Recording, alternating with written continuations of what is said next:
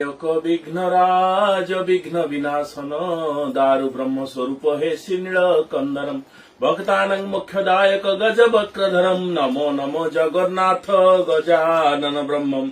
आमे जगन्नाथ को गजानन स्वरूप कहबार कारण कौन आम पाखे बर्तमान रही सुस्वादु लडु लडु होउछन्ति मोदक मोदक प्रिय मुद मंगल दाता विद्या बारिधि बुद्धि विधाता बोली कह जाए।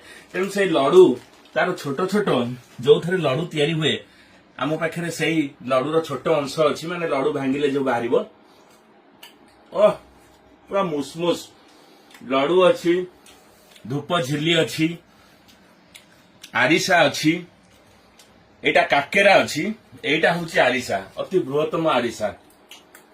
आमे पिला बेले पाठ पढ़िथिले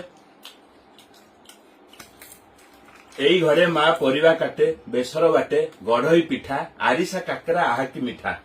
ए साधारण ओडिया घरर पिठा जदि आहाकी मिठा ताले विश्व ब्रह्मांडर अधीश्वर महाप्रभु कालिया साहंत कौन न खाऊछंती तांको पिठा को आमे कौन तुलना करिवा।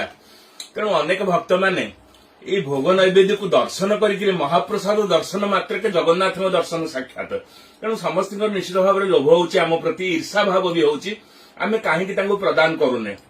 किंतु सत कथा जो माने श्रीक्षेत्र में अच्छी मो पाखे थिबा समय रे ए वीडियो देखला समय से मते मागिकी नहीं पारे मो पाखे आसी मुझे जत्किंचित प्रदान करी।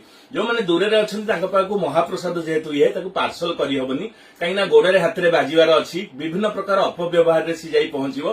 तेणु आम दुखित आम आपको दे पारानी किंतु एठा को आसिले निश्चित भाव में मो सहित जोगाजोग कले एई पिठा को लडु को महार्द को आमे जत्किंचित प्रदान कर जदि भाग्य थाए से प्राप्ति हे समस्ते पाइबेनी कहीं जहां बाणपुर भगवती माँ काकड़पुर मंगला चर्चिका कालीजाई समस्ते नाकिकी रही कणिकाए मात्र पाइबा किंतु मिलुचे मिलुनी। तेणु आमे माने की छाड़। जय जगन्नाथ।